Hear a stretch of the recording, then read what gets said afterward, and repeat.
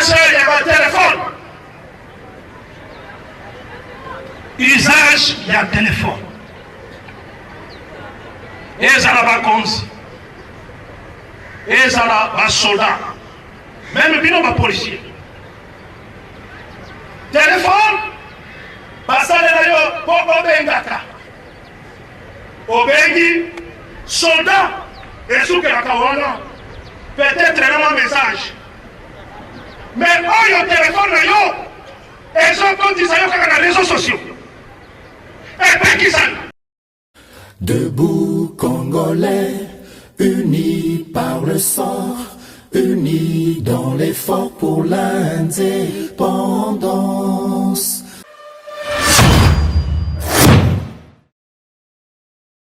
Batela Ekolo, Bendele Koyate.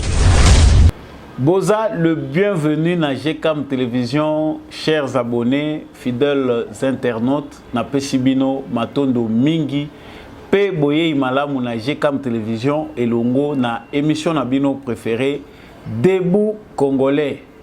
Boyebi Malamu ete yambo émission Oyo Ebanda, Samba Olonga Azaganatina, ya ko rappeler na biso ete, justice Yonzambe, Motomokote, a échappaka na contrôle na yango soki oko échapper solo na contrôle ya bato mukili yeba ete nzambe ba échappaka yete ozala yanke ozala yuma ozala puissant ozala faible riche ou pauvre nous sommes tous redevables sur base de nos actes mutu nyonso abuka kaka ye oyo ya loni okolona masango te po obuka avocat jamais nyonso yo kolona yeba yango ke tôt ou tard et ko finir par coproduire ba fruit tolona kaka malamu po nyonso biso to posaka comme ba acte ezalaka comptabiliser justice yonzambe iratakate na pesaka bino kanda te na betaka ndengonga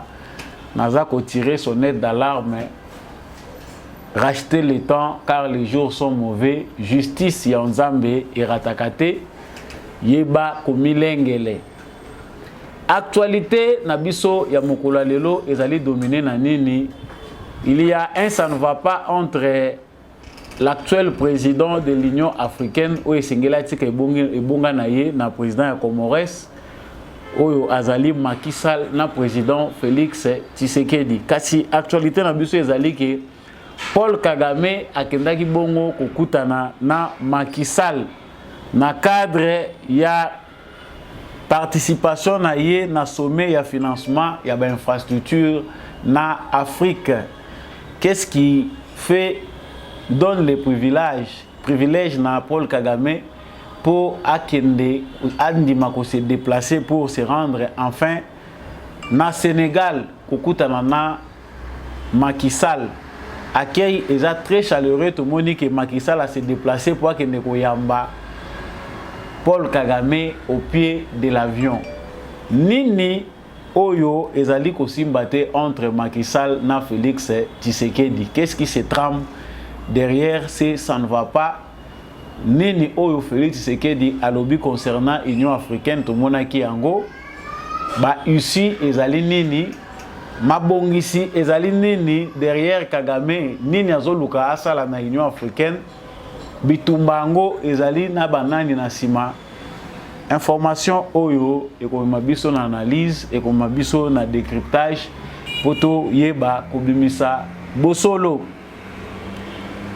kasi actualité politique na biso esuki pe wana te actualité politique na biso ezali pe kolobela toujours na cadre ya information wana ete parlement rwandais bazui mokano ya ko modifier ba frontière coloniale ya RDC oyo eza la base ya source ya conflit na mboka na bango tokoyoka na kati ya actualité oyo comment les Rwandais se préparent aussi sur le plan institutionnel pour na ko soutenir ba vision expansionniste ya leader na bango Paul Kagame.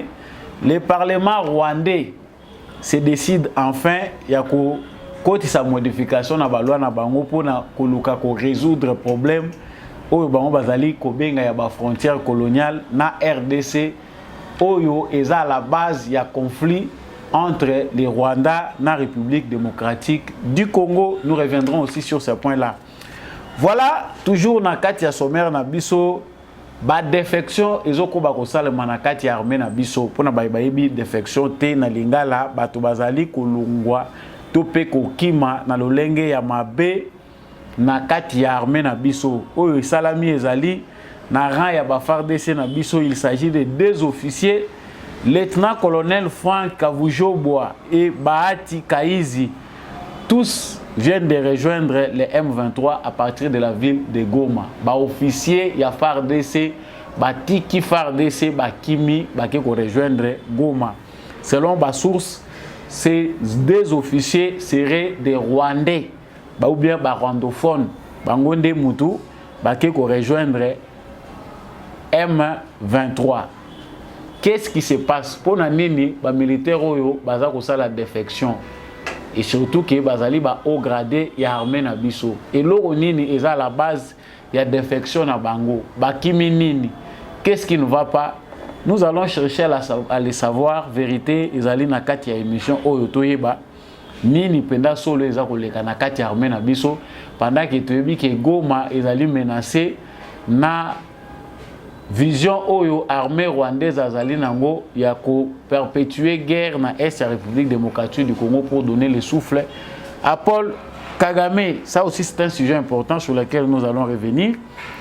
Information ya Misato ezali bongo ko concerné Pape François asali bongo misa ezali mokolone ya suka asali bongo misa na kati ya stade de martyrs de Pentecôte. Ye azalaki liboso ya bilenge asili bongo kotalisa na ba bilenge que la jeunesse doit asili bongo kobenga jeunesse na prise ya conscience contre corruption et te bilenge batika te que ba corrompre bango wana pe tokolobela moi cacophonie eza koleka na ba réseaux sociaux à travers ba vidéo oyo boyoki nini penda solo leki na kati ya stade de martyrs. Nous allons aussi revenir là-dessus. Enfin, pour terminer, na musala o ezako salima na fonction publique, na administration publique et à l'État, 6300 agents et fonctionnaires, dont 24 secrétaires généraux, mis à la retraite. Bakalaming était donc 603 000 agents fonctionnaires. Pour la vidéo, il y a ministre, il y a fonction publique, Marcel Liaou. Nde mutu akoyeba kolobela biso nini oyo tokoyeba koyoka nini oyo eza kosalema na kati ya fonction publique na biso ba résultat malamu ezali nini na cadre ya fonction publique tokolobela ngo na suka émission na biso bongo tokolobela pe affaire oyo eza koleka na kati ya SNEL ndeko moko directrice ya Seni, directrice Yasnel, pardon, directrice Yasnel, Azali, Bongo, Bazali, Kolela na famille, naye que situation où Yazako se trouvait nango incarcéré de manière injuste. Nakati ya prison centrale de Makala, Ezali, Malamute pour na famille naye. Bongo, point à souka na parenthèse, ya émission Tokolobela, famille ya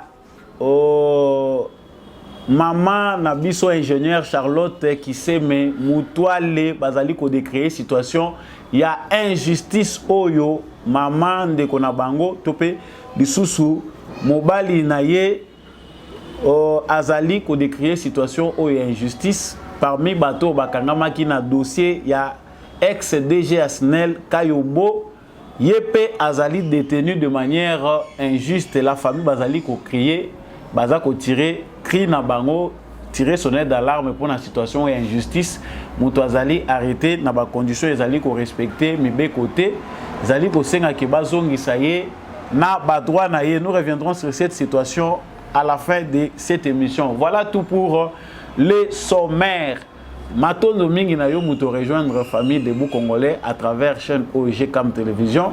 Soki ezambala na yo ya liboso ozoyoka mongongo ya samba Olonga, abonnez-vous à cette chaîne, c'est-à-dire au commis membre, il y a Debout Congolais, au commis pendant membre effectif, il y a Debout Congolais. Surtout, n'hésitez pas à partager nos émissions. Ko partager kaka éclairage au yomo côté, ou bien ko bomba ngoka pona yomo côté. il faut qu'on faire adhérer bato belé na famille oyo ba éclairer bato baza ko mona musika balingi ténèbre était na kati ya République démocratique du Congo kasi miso na biso nyonso na front et pas ba FARDC na biso koloba été biso nyonso tozali nde ba FARDC na motema. C'est-à-dire, en tout cas, ce que vous savez, c'est que losambo na yo, sambela pona mapinga na biso, ce que vous savez, c'est soutien na yo, ça la forme nyon so yo ko sala ke ozala solo soda pona ekolo na yo. Voilà, je reviens à l'actualité comme je venais de l'annoncer au sommaire. Kagame accueilli Bongo et pas Macky Sall. Normalement, et koki ko ça la polémique parce que tu es dit que le chef d'État va se rendre à visite. Paul Kagame était le grand absent lors du récent sommet à Dakar. Oyo Félix Tshisekedi a participé à qui Paul Kagame n'est pas parti. A kenda kite a yebi ke ndenge tozolo bana be mission nyonso awa bisika Tshisekedi azali Kagame akozala te. Soki Kagame ayoki Tshisekedi akoya te Kagame akokende mbangu. Donc Tshisekedi Félix na Paul Kagame ekomi lokola mpuku na nyao kolanda na ndenge wana oya leki awa oyo pa ekoleka awa oya koleka awa oya ekoleka ndenge wana. Toyebi ke Paul Kagame est très mal à l'aise face à la diplomatie de Félix Tshisekedi. Kasi oyo memi biso lelo na sujet oyo ezali que Paul Kagame, comme vous le voyez dans ces images, oyo bongozo monango pour se déplacer à Kei na Sénégal. Pona kokende na cadre ya sommet des hommes sommés sur le financement des infrastructures en Afrique. Vraiment, pour cette fois-là, il a tenu à se déplacer à Kei. Mais et ambeli oyonde pour le chef d'État bazoya ebeli. Mais bozo mona ndenge bino moko bomoni on a ba image. Le président Macky Sall du Sénégal a se déplacé ailleurs jusqu'à l'aéroport Léopold Sédar Senghor pour accueillir son homologue rwandais. Aye kozilaye na pied avion bayambani azako memaye bakende. Ça montre quand même l'importance qu'a mutu na mutu ya lingo yamba en quelque sorte, outre peut-être pour certaines raisons mutu musa ko kolobate na zilaye na yambelaye awa à chacun ses raisons. Mais là Macky Sall vient de montrer qu'il a beaucoup plus d'intérêt na boyeyi ya Paul Kagame. Nous ne savons pas si le président Félix Tshisekedi avait aussi reçu l'invitation pour participer à ces sommets où il n'avait pas été invité.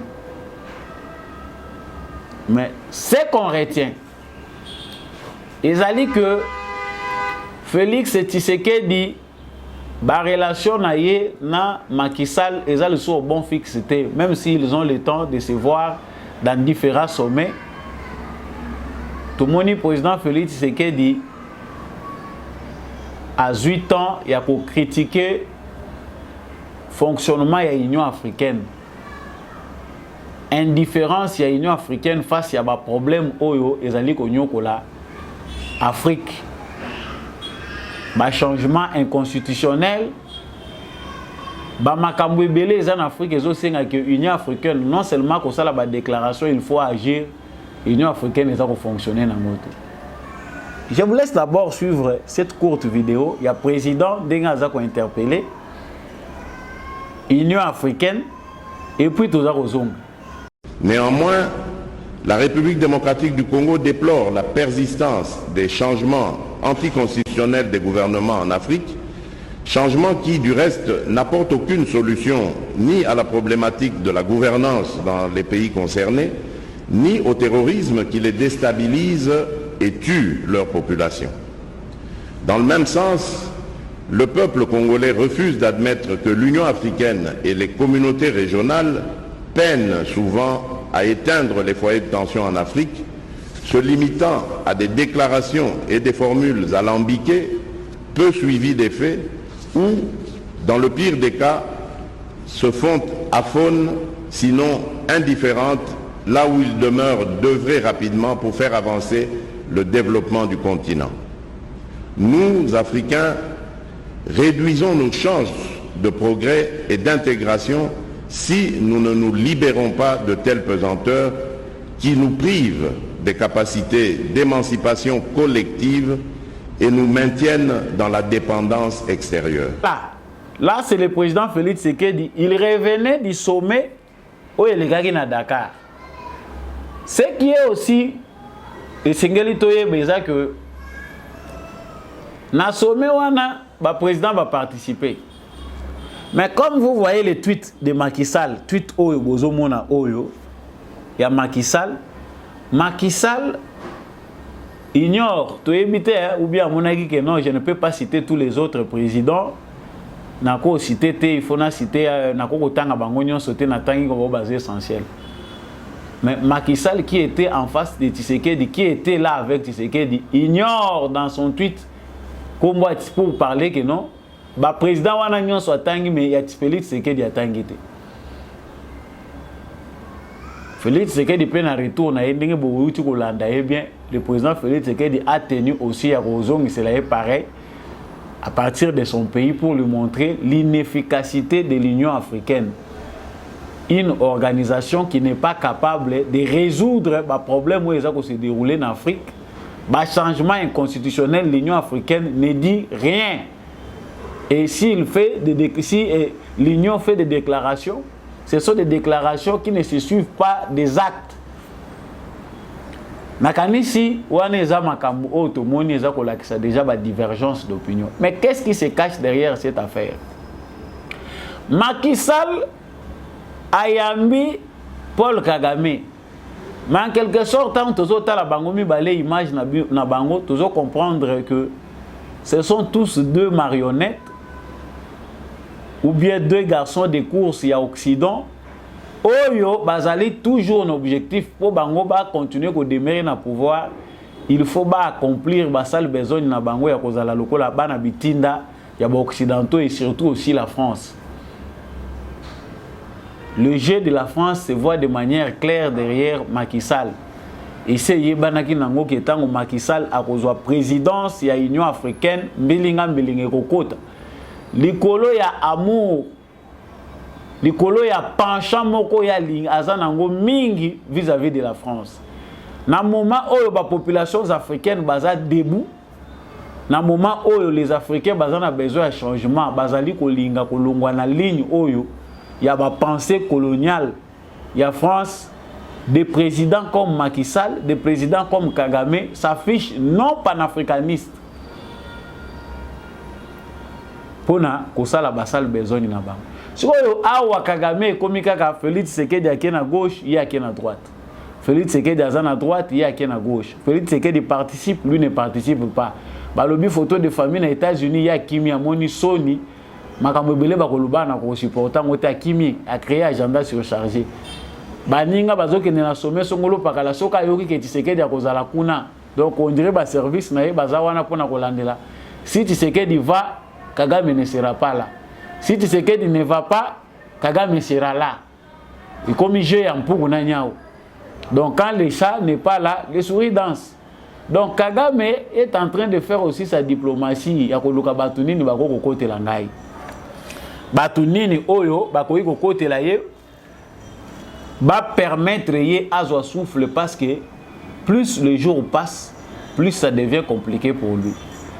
Na otaye koloba awa na émission lekaki que il est allé même jusqu'à vouloir corrompre les Comores. Le quoi yebi que baza kolongola Union africaine tango ezolongwa na maboko présence ya Union africaine tango ezolongwa na président ya Sénégal et ko kende na Comores asa sauter mbango ke kuna o toye collaboration na bino toye ko sala partenariat yo Rwanda ko ne ko pesa Comores nini ba militaire rwandais o effectif na bango normal baza soki 30,000. Bon ba problème oyo za nango ya sécurité ba militaire rwandais ba banda ko bima po ba kenda ko aider na bamboka mususu. Kagame est fou. Kagame ne sait plus ce qu'il doit faire réellement. Il est obligé maintenant de courir derrière le vent.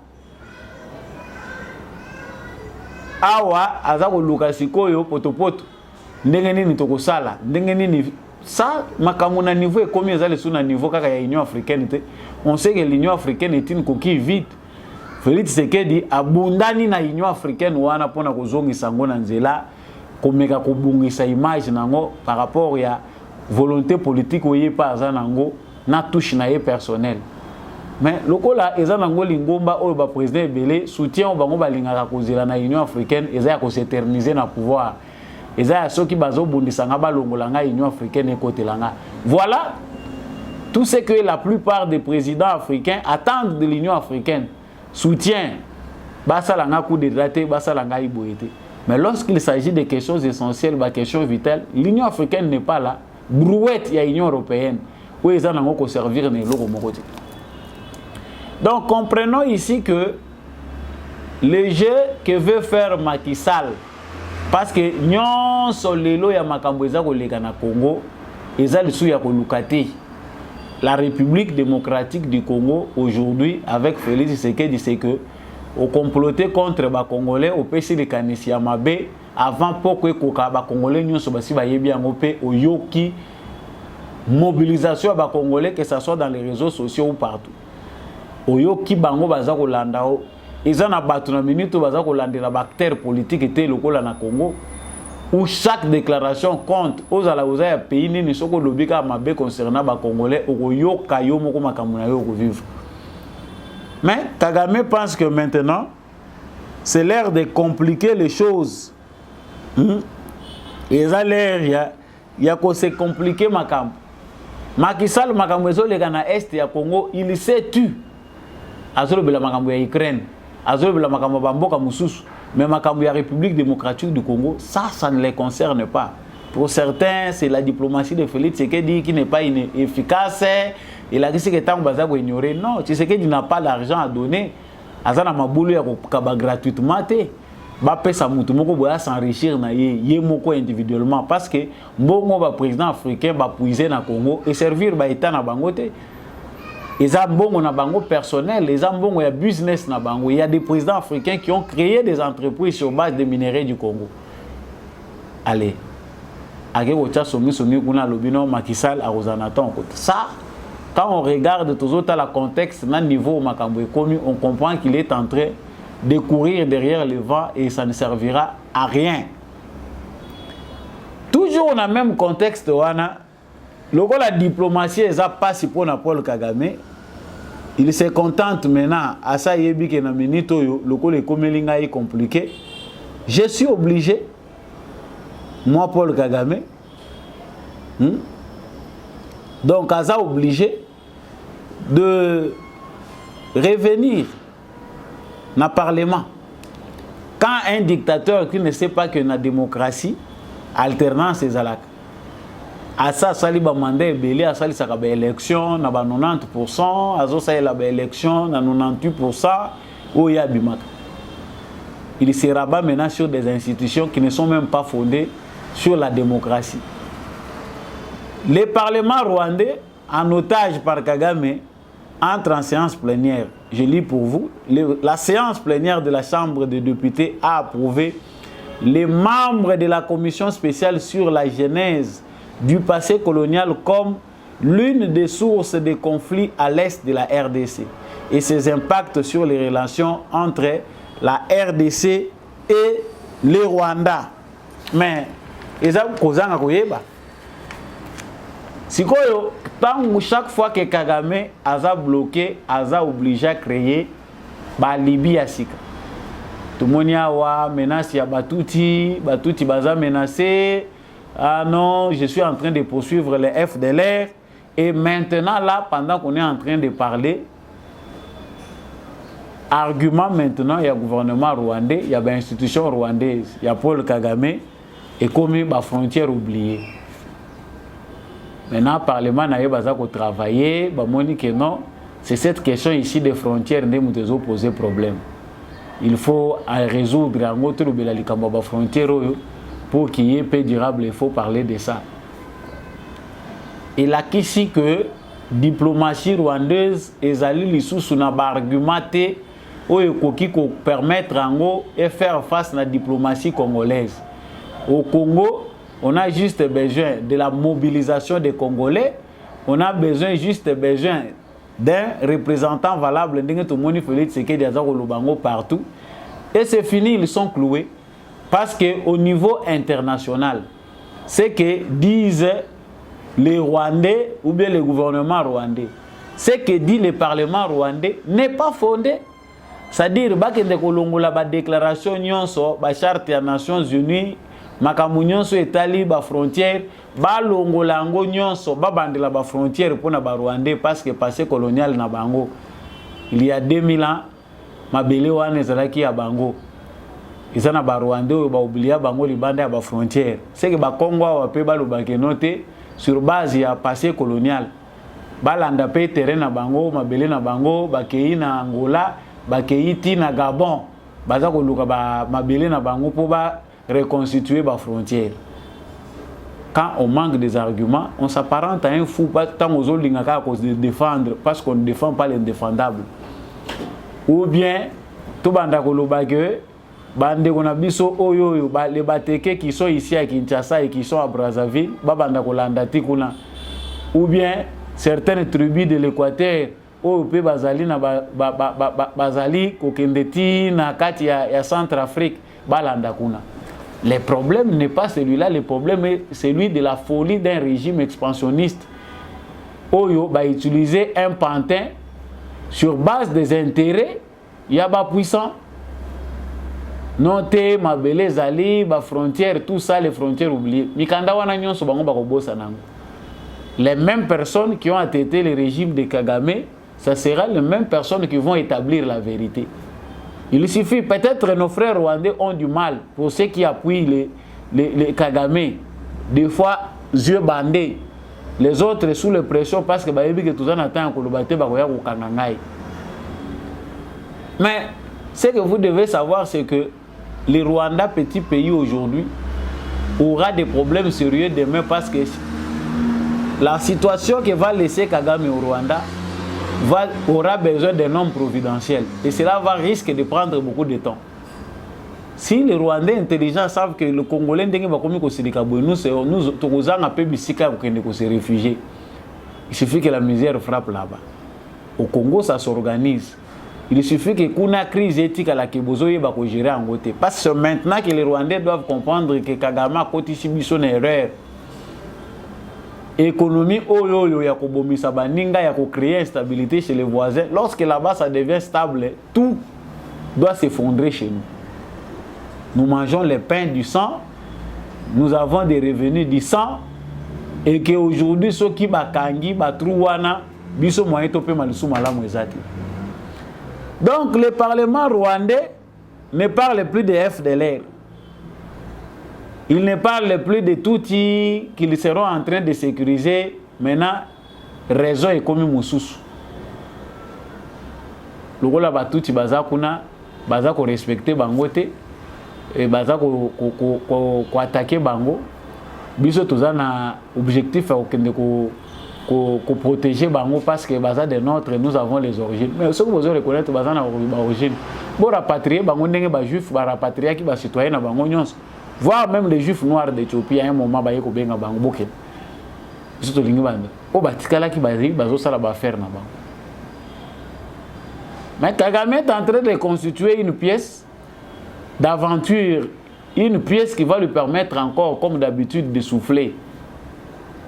Non, tribalisme, génocide, voilà ce qu'on est en train de créer. C'est très difficile. Très chers compatriotes, il faut biso ba congolais toyi ba comprendre biloko nyonso pour savoir comment mettre fin à cette aventure une fois pour toutes. Pendant ce temps où nous parlons, au Rwanda, il y a des spécialistes dans les réseaux sociaux qui vont prendre ce que les Congolais disent. Bango musala ba pesi bango e pa Kagame, il faut ba foutre la bango. C'est de prendre les propos des Congolais, les placer dans un contexte qui les arrange pour présenter à la communauté internationale la haine des Congolais vis-à-vis des rwandophones. Mais ata tolobi que peuple ango aza ya basantu 80 000 fois 580 millions de fois 5. Chaque fois qu'il y a pression, chaque fois que tension eza makasi baza kotala lisu likola lisu na armée na biso ba défection eza ko salema. Des militaires fuient l'armée congolaise pour aller se réfugier dans les groupes de rebelles d'origine rwandaise ou bien des terroristes d'origine rwandaise. Pendant que les rwandophones qui se disent aujourd'hui congolais écrivent des lettres, ils envoient aux pays phares de la communauté internationale qu'il y a un génocide en cours de gestation. On est en train de nous opprimer, on est en train de nous tuer, on est en train de nous massacrer. Et il y a même certains pays, y compris l'Allemagne, basé dossier pour venir nous dire non, pas de discrimination, pas de purge contre les populations toutes. Mais tant que nous avons le nombre de défections, bateaux, trahir nation, on constate que les rwandophones sont parmi la plupart des officiers de l'armée qui font plus de trahison. Awa tozolo banabino awa toyebi ke Goma eza menacé. Goma babundina Goma année mobimba 2022 titozo kota 2023 objectif na bango ezala kaka Goma est tombé. Comme Félix Tshisekedi ne veut pas négocier, on lui dit de dialoguer, il ne veut pas dialoguer. Et voire même certains Congolais Félix Tshisekedi piste balobi dialogue et les réunions solo la na bango. En d'autres termes, ça dit ces Congolais là veulent dire solo la na bango pesa bango ba minere biso kotoyo na gouvernement tokolia na biso. Pesa bango eloko bazoluka kime yangwana. Kabila pa sala ki bongo yango moni bakendaka na bango. Yo pe bandela ka eloko yango ozoluko créer wana exista kati. Mais ici na kati ya FARDC et à partir de Goma, le lieutenant-colonel Frank Kavujobwa et Bahati Gaizi bake ko rejoindre M23. Batu bakomituna pourquoi ils doivent aller rejoindre le M23 dans un moment pareil. Loko la armée na minito yo nettoyage lisu eza likolo ya lisu. Surtout mingi na batre trop tubele la awa. Bango ba constater bamoni balobia non.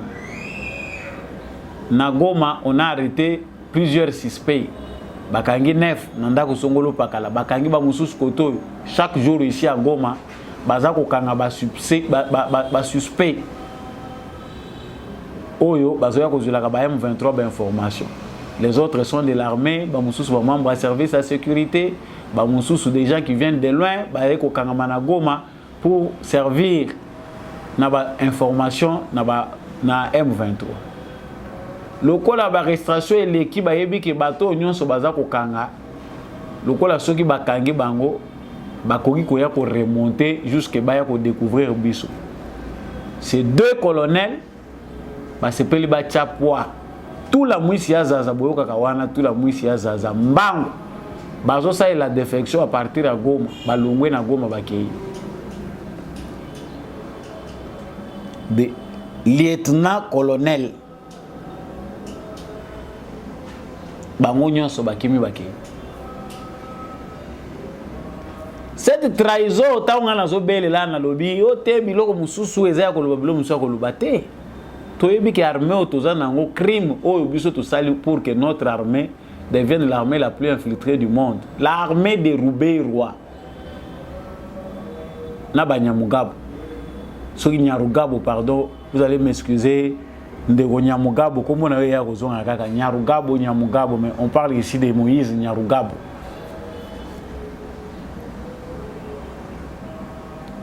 Armée na bango yo maillon faible na bango.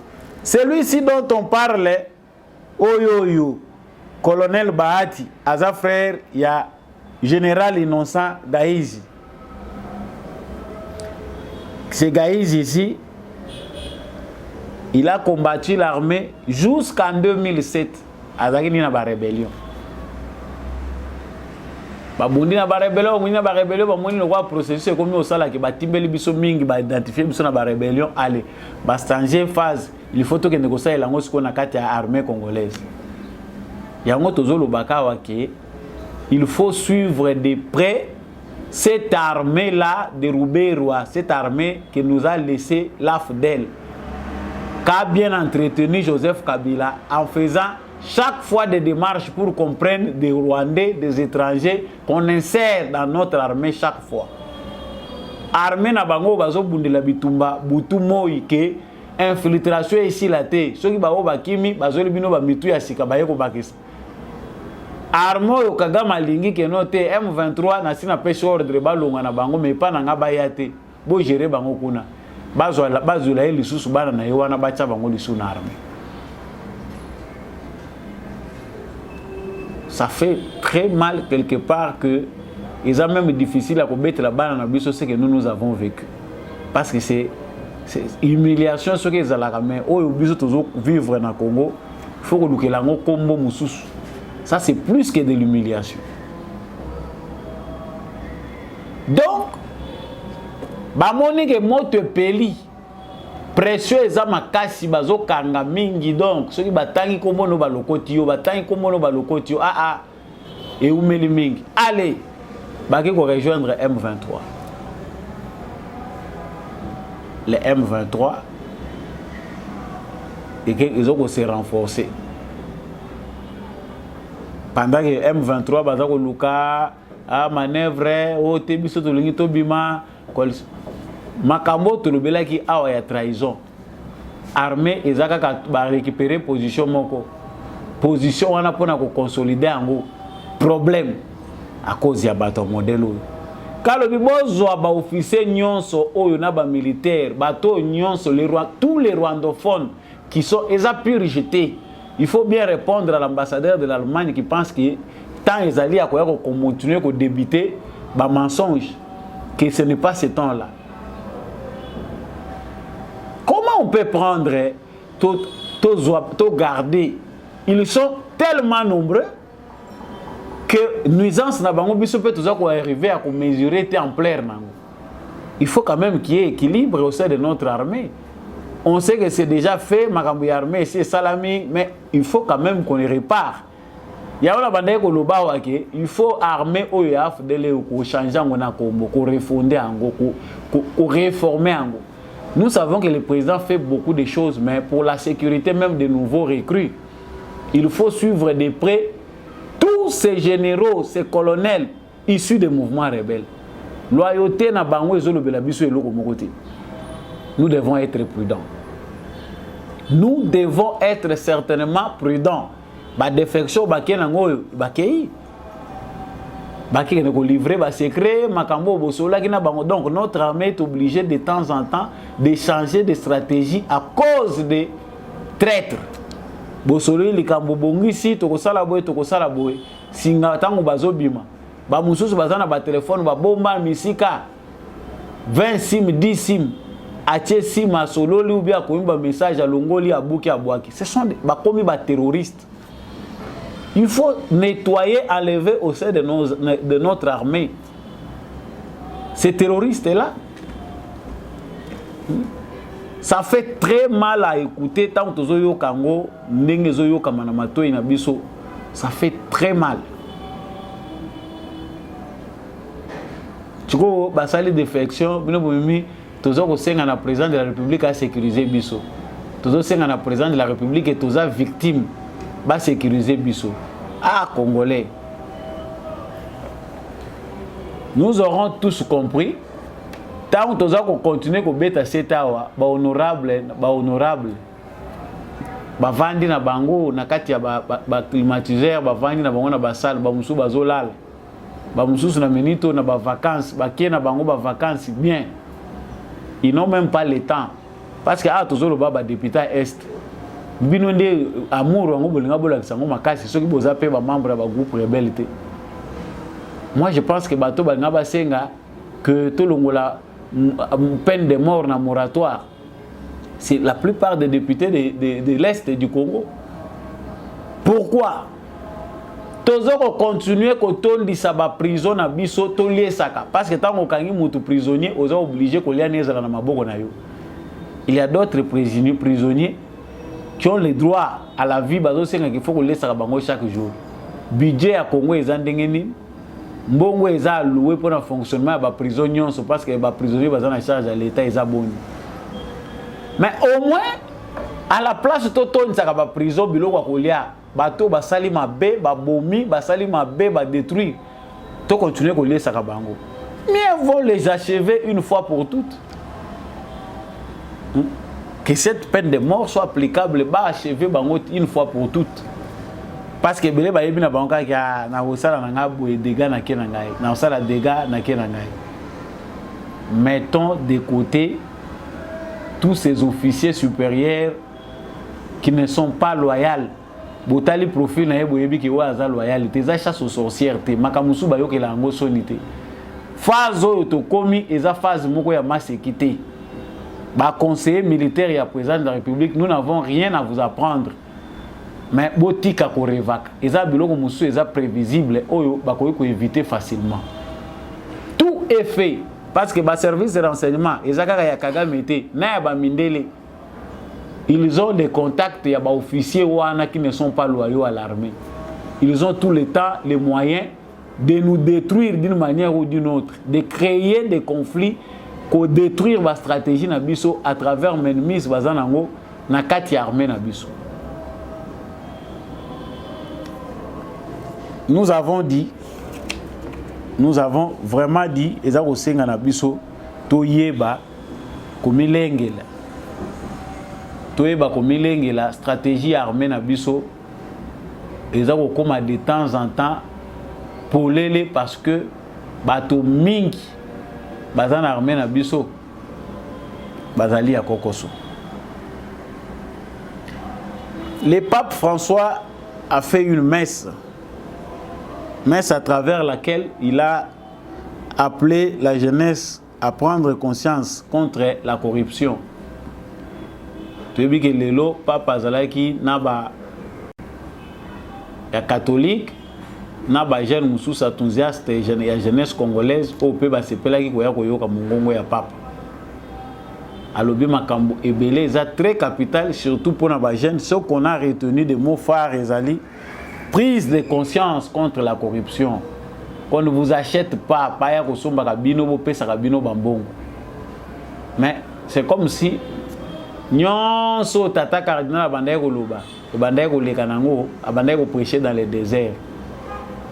Les jeunes congolais affamés ba mususu basi ba préparer ki bango depuis bandako na bango boke depuis na kosala sabotage parce que awa ba mususu bazelaki ke mbule beta papa kwe atali kolo podium parce qu'au Congo il y a des sorciers comme ça, ils disent toute la vérité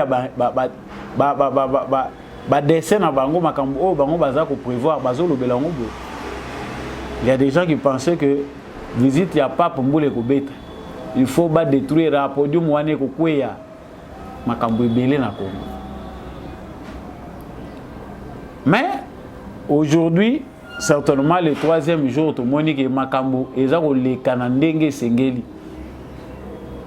Ce qui fait que aujourd'hui le pape était face aux jeunes. Mais les jeunes gens wana denga to yebi kuna papa zolo bana kati ya stade bino moko boyebi. Awa ekomi ya Félix oyebela mandat isili. Mais ça fait beaucoup la beauté de la démocratie. Les jeunes gens wana oyo ba mususu balingaki bazala na occasion ya komona pape te. Bazi occasion ya komona pape. Après, bayembi na bango Félix ayebela mandé sili.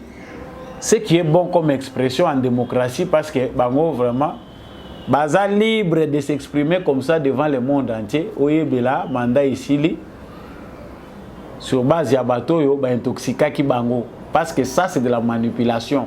Je n'ai pas le temps de reprendre la vidéo ici mais aussi bolandi ango. Bayembela pasteur oyo ataka église na bango, bayembela le président balobi oyebela mandé sili. On sait qu'au stade de martyrs, les gens s'emportent. C'est un peu comme des supporters dans un match de football. mutu moko agangi mibale bagangi ale bakumbi batu na babuzo bana bango. Mais awa baza ko bimisa vérité ya makambo esalemaki. De jeunes gens ba pesi bango bambongo bakende ko créer sabotage. Mais ça ne change absolument rien. Babele lipe président honoraire wapi Kabila za wapi. Ah, à chacun son interpellation. Mais pour la côté à Félix Tshisekedi, d'ici quelqu'un prend ça en mal, c'est que peut-être un bon observateur. C'est bien. Ils ont crié comme ils ont crié Mandé et Sili. Oui, Mandé et Sili. Félix Tshisekedi a un bilan qu'il va représenter.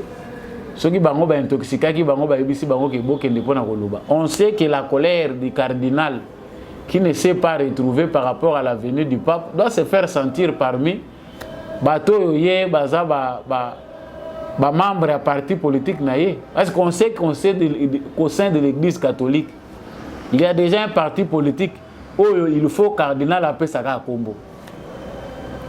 L'église est divisée. Papa zana na tante ko vana mama église ya Congo eza penda ya ko kabwana. Eza difficile discours wa mbongo azo tenir akende na coin mususu ya République démocratique du Congo ba koyoka ete risque ezali ba bambaye mabanga.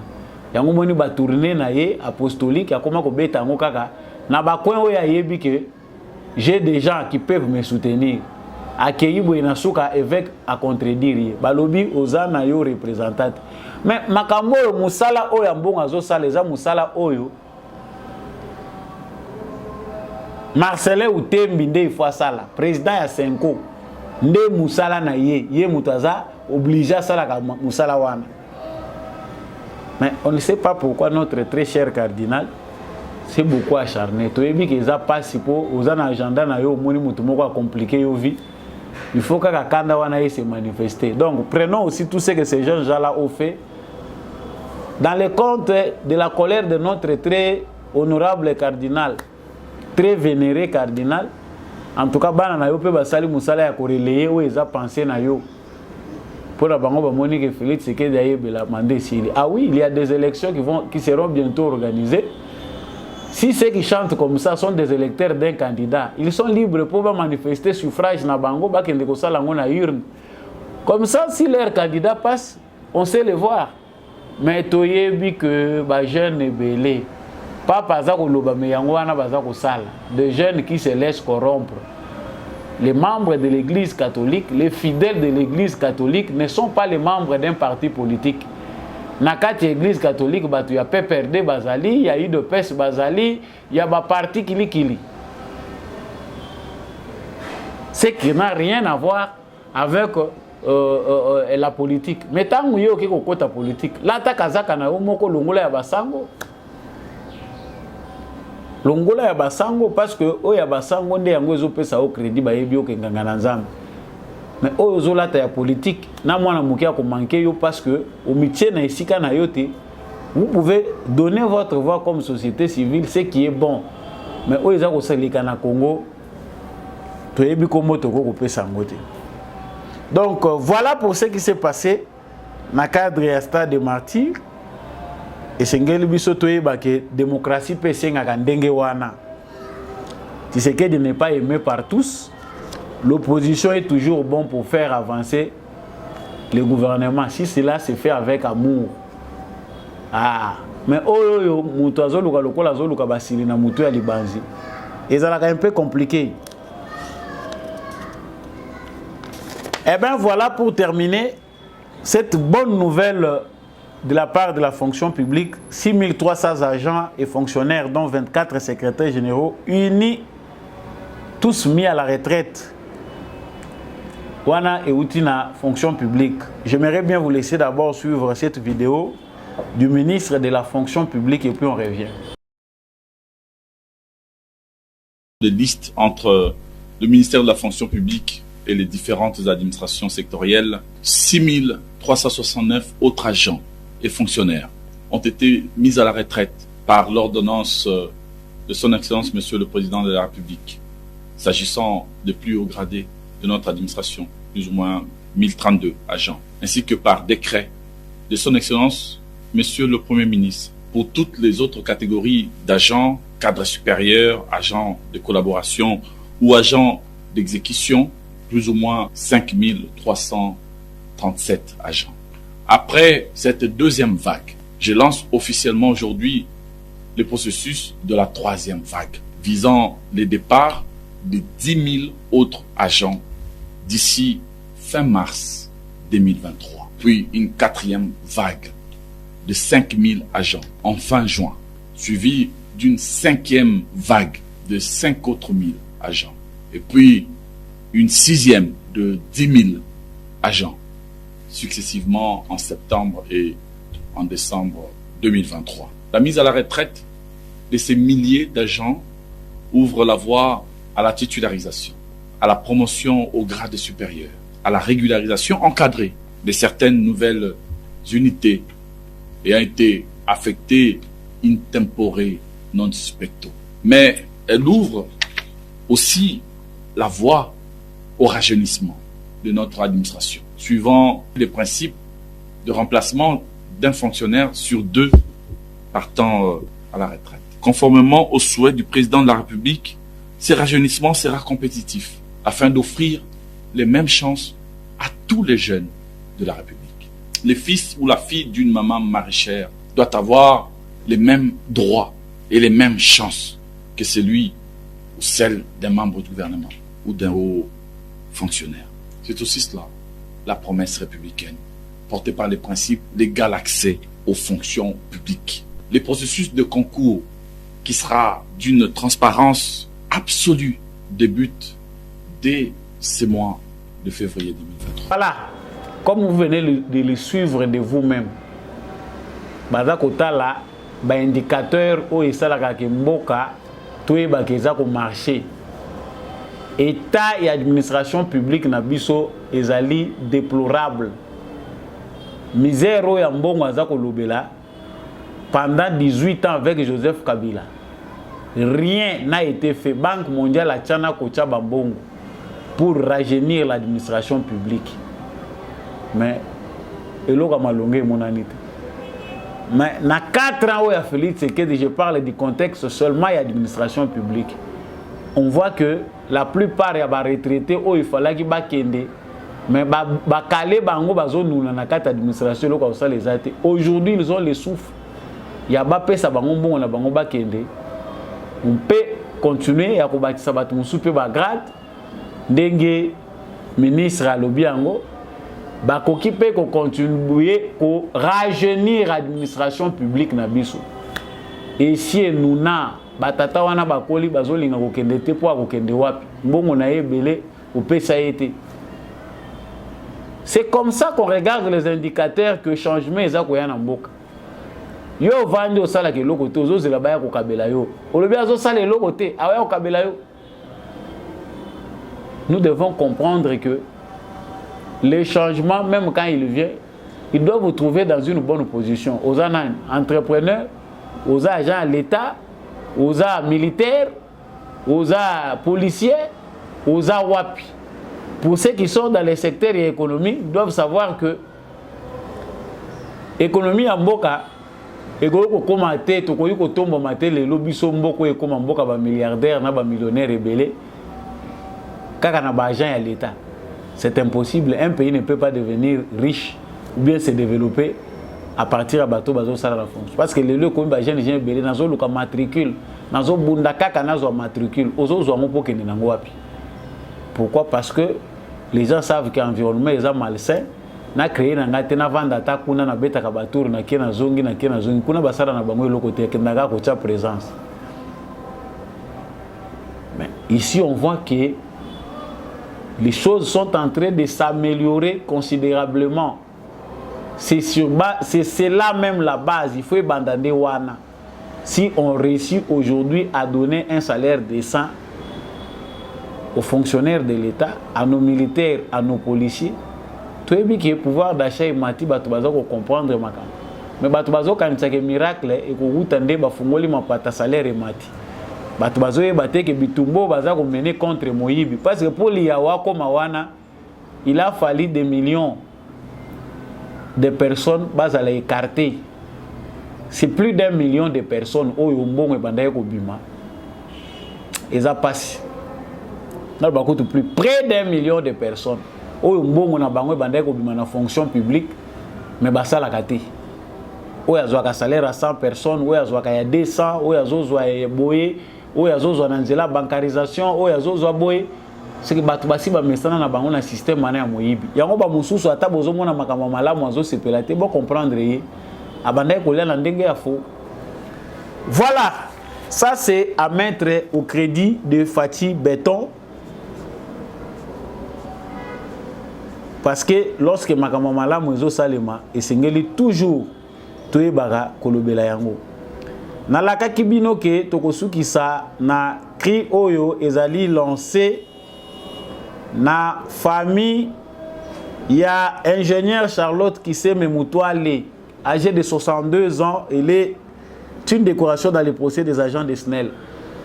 Yewana Mutazali pe coordonnatrice, azaki coordonnatrice ya task force oyo ezana SNEL kuna bato SNEL bayebi. Bakizaki ye bakangi ye na makambo oyo bakangelaki ex DG ya SNEL Kayombo, cour d'appel Kinshasa Gombe.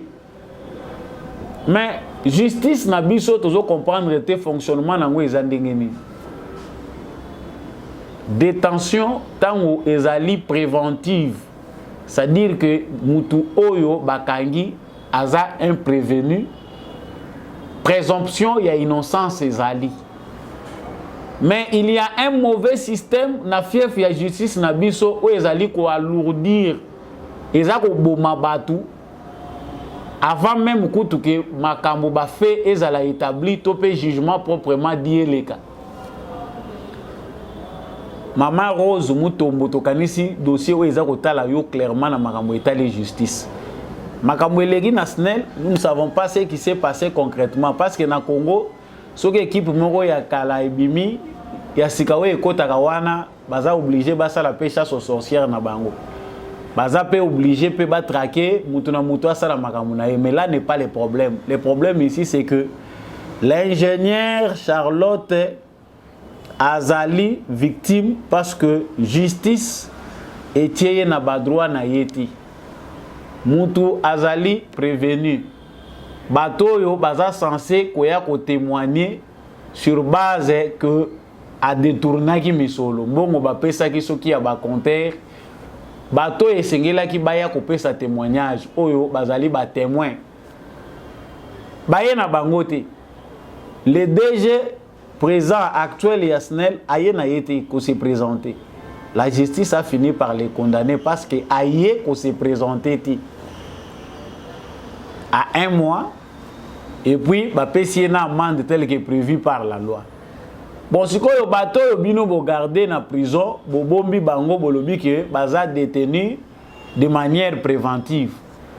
Est-ce que moyens alité pour na ko retourner bango na ba droit na bango en attendant ceux qui baza ko luka ba preuve parce que ekouta le sous na mapatate ceux qui sont censés témoigner ba briller en absence na bango baza ko mona na te. Alors pourquoi il faut continuer à remplir les prisons? Toyokaki ministre de la justice ozolobela awa désengorgement ya ba prison désormais plus question de détenus préventifs. Bobombi batu obombi na suka nango parce que mususu okoko bomaye na tension na likambo peut-être akoko zala yebi to ayebiti. Mais la question mususu awa ezali ya koyeba national procédure ezalaka ndenge nini po mutu azali exclu balongola ye na kati ya société bakata contrat na ye. Comment mutu aza na kati ya en plein contrat même si azali na maboko ya justice pendant qu'il n'est pas encore jugé et condamné, il est présumé innocent. Mais comment mutu wana azali présumé innocent bokoki kolongola ye na musala bolobi ke contrat na yo esili bolongoli na ba fonction à task force azali ko occuper bolobi musala na yo esili. En tout cas, ça c'est vraiment quelque chose où tozo lancé appel na ba responsable ya ba instance judiciaire na biso. Nous ne sommes que des relais justice na biso zo ki sa biso soni. Makambo eza clair. Ba liberté provisoire soki eza ya ba politicien wana koti lelo lobby oyoki abimi ba lobby non liberté provisoire accordée ba ke ko vantsa kuna oh il est en liberté provisoire mais oyo banda bandi ko senga liberté provisoire bozo pe ça a été pourquoi elle a 62 ans sa famille papa na mubali na ye bana na ye bazali ko créer situation moko ya injustice parce que normalement en absence il y a ba témoin mutu il faut azala rétablir na ba droit na ye mais on sent qu'il y a des manœuvres na niveau justice où eza ko sala que tant et continuer nango koleka pendant aussi longtemps que nous savons que chez nous tant au dossier na eza ko umela na justice eza occasion corruption ba trafic d'influence ba main noire et continuer ko zala na sima pour empêcher que mutu azala rétablir na ba droit na ye. En tout cas, c'est un cri de cœur que je fais parvenir de la part de la famille, il y a maman ingénieur pour na likambo etali ko rétablir ye na ba droit na ye. Ministre de la Justice, soka koyoka mongongo na biso to komiselio maloba Hollanda ba instance judiciaire na yo batika lourdeur administrative, il faut ba rétablir motuna ba droit na ye parce que nous sommes dans un état de droit. Voilà, chers téléspectateurs, mais voilà à la fin de votre émission préférée des Debout Congolais. Nayebi ke bozalaka ebele mokili mobimba kolanda mongongo ya samba olonga. N'hésitez pas de vous abonner si vous n'êtes pas encore abonné. Partagez largement l'émission Debout Congolais. Soutenez aussi, surtout ça, l'émission Debout Congolais, tout côté 2023. Vraiment, objectif, vision et amounene na Debout Congolais pour que l'éclairage et continuer au tambola partout dans la République démocratique du Congo. Na vision autozanango, il faut jeunesse et la distraction, il faut approche moko pédagogique pour na komeka komema bato à travers une éducation populaire que Congolais n'ont soyez bapé ba droit na ena ba devoir à travers émission na biso. Merci mingi na kosunga biso na tondi botondi na ndekombi a chaque azaki na sima caméra oyo po ete émission oyo ekomela bino matondo mingi na apôtre Gérard Kabea pesaka biso pe privilège pour émission oyo ekomela bino. Merci mingi na l'homme de la vérité des urnes Jean-Louis Timbalanga. Merci à maman Bilonda que je salue beaucoup. Merci na maman Lisette Mombendu comme ils rappellent pas si wanga nazana ngangwandite topembwa kame tokomi omesana kaka Lisette Mombendu. Voilà, j'ai bien prononcé. Merci mingi na yo, merci na monsieur le maire adjoint Boniface Mpunga et à tous ceux qui soutiennent l'émission Debout Congolais de près ou de loin. En tout cas, restons Congolais, FARDC toujours dans mon thème. C'est dans l'unité et dans l'amour que nous allons reconstruire notre très et cher beau pays. On se voit au prochain numéro. Usage de téléphone. Usage de téléphone. Et ça n'a pas comme ça. Et ça n'a pas soldat. Même bien pas policier. Téléphone. Basale na yo po obengaka. Obengi soldat et souke la kawana. Peut-être un message. Mais oyo téléphone na yo et sont comme dit ça yo kaka na réseaux sociaux. Et puis qui ça? Interdiction formelle. Il y a usage, il y a téléphone, il y a cadre, il y a réseaux sociaux. Pendant plus d'une heure, le chef d'état-major général des forces armées de la République démocratique du Congo, le lieutenant-général Chiwewe Songesha Christian, a fustigé les désordres, l'indiscipline, les tracasseries et autres antivaleurs qui ont domicilié l'armée et la police nationale congolaise, alors que celle-ci est appelée à l'ordre et à la discipline comme étant la mère des armées. Le chef d'état-major général a plus insisté sur la mission de l'armée qui est celle de défendre l'intégrité territoriale et les frontières et à la police nationale la protection des personnes et de leurs biens qui doit être respectée dans toutes les unités. Concernant les contentieux parcellaires, les conflits miniers, le chef d'état-major général a rappelé les cadres militaires et policiers à veiller sur l'encadrement des troupes sous leurs ordres. Il a aussi mis en exergue la politisme de l'armée et de la police et surtout dans les camps militaires qui doit être caractérisé par la neutralité. Au terme de cette parade, le chef d'état-major général, le lieutenant-général Chiwewe Songesha Christian, a visité le centre hospitalier du camp-major Vangou où il a apporté un réconfort aux blessés de guerre ainsi qu'aux épouses militaires internées à la maternité. Il leur a rassuré de la disponibilité des produits pharmaceutiques pour une bonne prise en charge, vision sociale poursuivie par le commandant suprême des forces armées de la République démocratique du Congo et de la PNC, le chef de l'État Félix Antoine Tshisekedi Tshilombo.